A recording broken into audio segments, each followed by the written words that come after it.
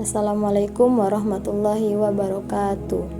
Perkenalkan, nama saya Aisyah Nabilah, NIM 230410700248, Universitas UIN Raden Fatah Palembang, Fakultas Tarbiyah dan Keguruan, Prodi Pendidikan Agama Islam.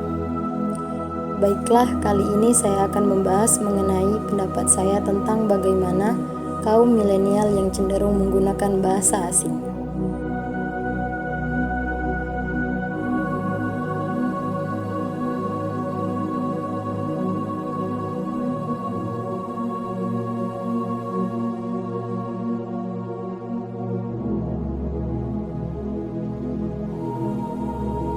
Bahasa secara etimologi adalah bahasa yang berasal dari bahasa Sangsekerta. Bahasa berarti sistem lambang bunyi yang arbiter, yang digunakan oleh semua orang atau anggota masyarakat untuk kerjasama, berinteraksi, dan mengidentifikasi dari dalam bentuk percakapan yang baik, tingkah laku yang baik, sopan santun yang baik.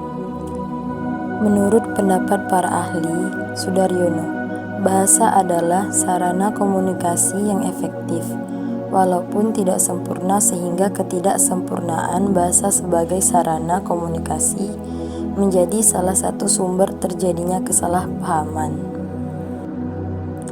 Menurut Maurais 2003 dalam Seong, penghayatan berdasarkan pembinaan jati diri kebangsaan, bahasa Inggris tidak hanya menguasai sebatas aspek bahasa. Bahasa Inggris telah menguasai hampir di seluruh aspek di bidang Indonesia, termasuk aspek sains dan teknologi, yang berarti bahasa Inggris dipergunakan untuk berkomunikasi dalam kegiatan kedua aspek itu. Bahkan, bahasa Inggris sudah terlihat di mana-mana, seperti iklan, pamflet, dokumen, dan masih banyak lagi. Pada dasarnya, bahasa merupakan bentuk verbal dari pikiran manusia, bahkan merupakan alat dan sarana untuk berkomunikasi.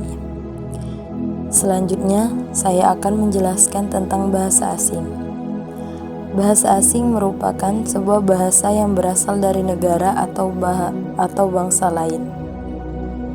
Di dunia ini, selain bahasa Indonesia, terdapat ribuan bahkan jutaan bahasa asing.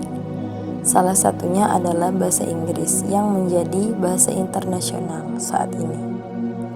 Dengan pesatnya teknologi saat ini, bahasa asing mulai masuk ke Indonesia. Oleh karena itu, banyak masyarakat Indonesia belajar bahasa asing untuk sekedar menambah wawasan ataupun karena beberapa alasan tertentu.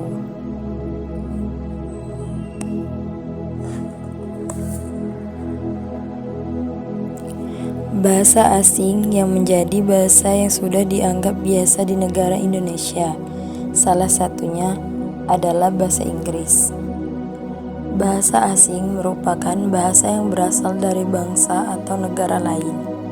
Misal, bahasa Inggris di Indonesia merupakan bahasa asing. Bahasa Indonesia di Inggris merupakan bahasa asing.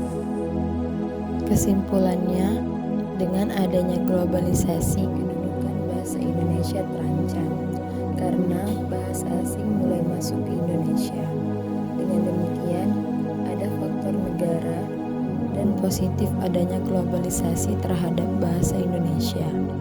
Dampak positifnya, bangsa kita dapat mengikuti perkembangan internasional dengan baik dan benar. Dampak negatifnya, bahasa Indonesia sedikit demi sedikit akan tergeser oleh bahasa asing.